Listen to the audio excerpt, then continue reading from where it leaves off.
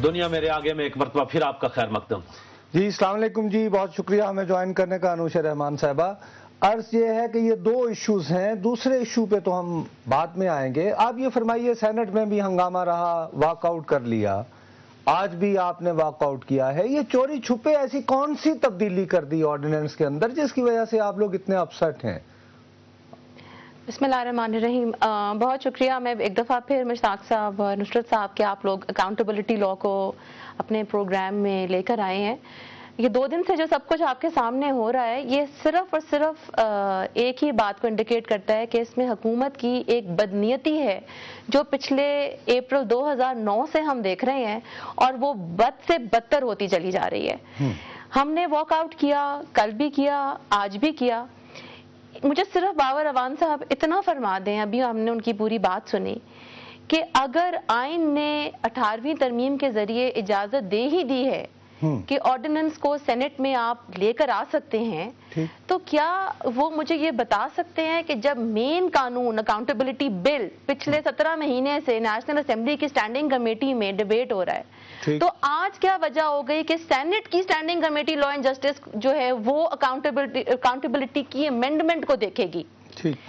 इस बात का उन्हें क्या खौफ है कि अगर उन्होंने 16 सितंबर को एक ऑर्डिनेंस इशू किया है तो 20 सितंबर को वो उस ऑर्डिनेंस को दोनों हाउसेस का जब इजलास शुरू होता है तो वहां लेकर नहीं आ सकते। कानून कहता है कि ये आपकी डेलीगेटेड लेजिस्लेटिव अथॉरिटी है, और जैसे ही एज सून एज पॉसिबल आप उसको लेकिन अर्ज ये है कि वो आप ये देखिए ना कि चलें हम, मेरी दानिश में तो पहली फुर्सत में पहला काम जो इस कौमी असेंबली को शायद 18वीं तरमीम से पहले करना चाहिए था, वो एहतसाब का एक क्रेडिबल लॉ बनाना चाहिए था, जैसे 18वीं तरमीम की है, जिसमें सारे स्टेक होल्डर शामिल होते। वो अलग बहस है, लेकिन जब तक नहीं हुआ कंसेंसस बिल्ड करने में दिक्कत होती है। इस ऑर्डिनेंस में जो ऑलरेडी मौजूद कानून है उसमें क्या तब्दीली कर दी बकौल आपके चोरी छुपे, जिसकी वजह से आपको महसूस हो रहा है कि बड़ी कुछ चालाकी है? मैं उसकी तरफ भी आ जाती हूँ। मैं तो एक पहले आपको सिर्फ एक कॉन्स्टिट्यूशन के हवाले से उसकी बात का जवाब देना चाहती हूँ कि आखिर सेनेट में ले जाने की वजह क्या थी। नेशनल असेंबली में क्या वो डर रहे थे कि कोरम होगा या नहीं होगा तो आइडेंटिफाई हो जाएगा, या हम एक रेजोल्यूशन ले आएंगे चैलेंज करने के लिए उनके ऑर्डिनेंस को? ऑर्डिनेंस के अंदर जो 3 उन्होंने अमेंडमेंट्स की हैं, उसमें एक उन्होंने फेडरल गवर्नमेंट को ये इख्तियार दिया है कि वो केसेस को ट्रांसफर कर सकें इन न्यू कोर्ट्स। पहली बात, सुप्रीम कोर्ट की जो जजमेंट आई है वो न्यू कोर्ट्स की, न्यू अकाउंटेबिलिटी कोर्ट्स की बात नहीं करती, वो एडिशनल अकाउंटेबिलिटी कोर्ट्स की बात करती है जो एक नोटिफिकेशन के जरिए से भी बन सकते हैं। उसके लिए एक जीगम कानून लाने की जरूरत नहीं है, और खुजा ये कि आप अकाउंटेबिलिटी बिल ऑर्डिनेंस को इस तरह से लेकर आए। दूसरी बात यह है कि एग्जीक्यूटिव जिस तरह से अगर आप ये इख्तियार फेडरल गवर्नमेंट को ले आते हैं, और जैसे कि आपको मैंने पिछले प्रोग्राम में भी बताया था कि नैब जो है वो अब बजाय के कैबिनेट डिवीजन के नीचे होती, अब वो लॉ डिवीजन के नीचे है, तो इफेक्टिवली अब ये लॉ मिनिस्टर की जुरिस्डिक्शन के नीचे आ गया है कि वो जब चाहें, जहां चाहें, किस केस को ए टू बी ट्रांसफर कर सके, चाहे वो, अब ये देखिए आप इसको एक होलिस्टिक पिक्चर देखें, आप इसको एक 11 साल के कॉन्टेक्स्ट में देखें कि पहले इन्होंने, अगर आप सिर्फ 2007 जी आपका पॉइंट अभी इस सिलसिले में अभी तक आपने जो बात हमें खास इस हवाले से कही है वो मेरा ख्याल है कि मैं भी समझ गया हूं, हमारे नाजरीन भी।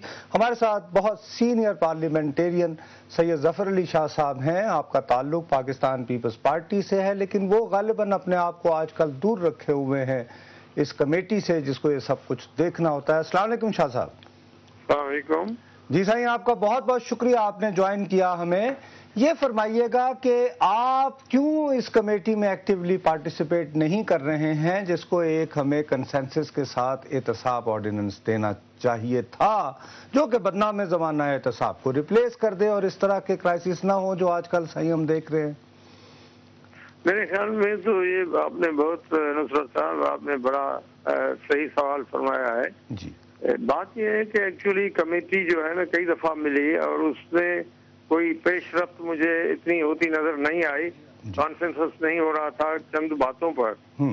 काफी पहले तो बिल्कुल ही बिगड़ी सूरत में हुआ था जो पेश हुआ था इस अवाइल में, ठीक 2008 में या 9 की बात है अवाइल की। उसके बाद जो है ना उसको बहुत बेहतर किया गया, उसमें سب لوگوں کو لایا گیا، جس میں ایکس پریزیڈنٹ، ایکس گورنر اور سٹنگ جو بھی دوسرے الیکٹڈ ہیں. اب تو اس میں یہ جو ہے نا دوسری کیٹیگریز ہیں، آفیشلز ہیں، میرے خیال میں مجھے پتا نہیں ہے کہ آرمی کے بھی ہیں یا نہیں، لیکن وہ اس پر، لیکن میرے خیال میں جس میں خاص اختلاف نظر آیا وہ یہ تھا کہ اپوائنٹمنٹ آف چیئرمین.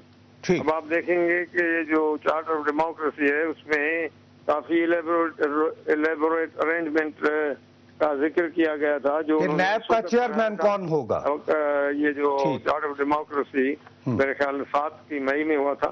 جی کب ہوا تھا؟ جی مئی 7 کے. جی میں تو یہ اس میں تو یہ تھا کہ پہلے پرائم منسٹر اور لیڈر آف دا اپوزیشن اس پر، اور اس کے بعد 50% جوائنٹ پارلیمنٹری کمیٹی، 50% ممبر ٹریری بینچز سے ہوں گے، 50% ممبر اپوزیشن پارٹی سے ہوں گے. جس طرح ججز کو ان کو، لیکن شاہ صاحب بنیادی پھر ذمہ دار کون ہے؟ کون نہیں تو شاہ صاحب پھر یہ ڈیلے، یہ بہت معقول بات، دونوں پارٹیاں انتخابات سے پہلے ایگریڈ تھیں اس پہ، تو کون رکاوٹ ڈال رہا ہے؟ حکومت، آپ کی اپنی جماعت؟ میں نے تو یہ عرض کیا تھا وہ اس خاطر میں نہیں لایا گیا. وہ بات یہ تھی کہ عموماً یہ حکومت چاہتی ہے کہ احتساب کو مضبوط کیا جائے، اپوزیشن کہتی ہے کہ اتنا مضبوط نہ کیا جائے سسٹم کو، کیونکہ عموماً وہ وکٹمائز ہوتی ہے یا ہوتی آئی ہے پہلے. اب تو خیر وکٹمائزیشن کا ایسا کوئی کلاز ہی نہیں رہے، یعنی وہ پنجے ہی نہیں رہے ہیں، جو وہ صورتحال ایسی نہیں ہے. یہ نہیں کہ ہمارے ذہن بدلے ہیں، لیکن مطلب حالات بدلے ہیں. لیکن یہ ہے کہ اگر وہ وکٹمائزیشن تو گورنمنٹ چاہتی ہے کہ اس کو ویک کریں اور اپوزیشن چاہتی ہے اس کو مضبوط کریں، تو یہ افسوسناک عمل ہے. آپس میں بس وہ بال تھروئنگ ہو رہی ہے. بہت بہت شکریہ شاہ صاحب آپ کا.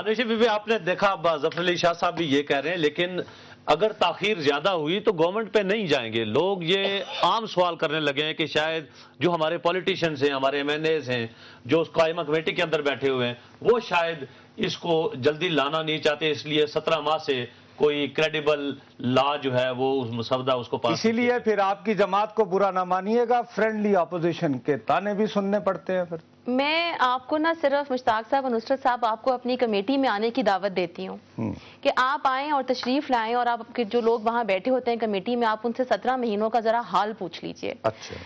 شروع کے 6 مہینے تو ہم صرف کمیٹی میں صرف اسی بات پہ لڑتے رہے کہ ہمارے کنسنسس ڈیسیجنز کو اسٹینڈنگ کمیٹی کی جو رپورٹ آتی تھی منٹس کی صورت میں، اس کے اندر چینج کر کے پیش کیا جاتا تھا. کنسنسس ڈیسیجنز کمیٹی کے ہوتے تھے. یہ ایک اور NRO ان دا میکنگ تھا جو بل حکومت نے بنا کے ہماری کمیٹی کو ریفر کیا تھا. اس میں انہوں نے کہا کہ جی 3 سال کے بعد اگر آپ نے آپ کے خلاف کوئی مقدمہ نہیں بنا تو آپ کو بالکل بلینک، آپ معافی ہے آپ کو. ہم اس ایک شک کے اوپر 6 مہینے لڑتے رہے ہیں صرف یہی بات کو ٹھیک کروانے کے لیے کہ وہ کون سی نادیدہ قوتیں ہیں جو چاہتی نہیں ہے کہ کنسنسس ڈیسیجن جو ہے جو اس کو ریموو کرانا چاہتا ہے شک کو، وہ اس کو ہونے دے. لیکن جہاں ظفر علی شاہ صاحب نے بات کی، انہوں نے شاید اس کے بعد تو وہ آئے بہت کم.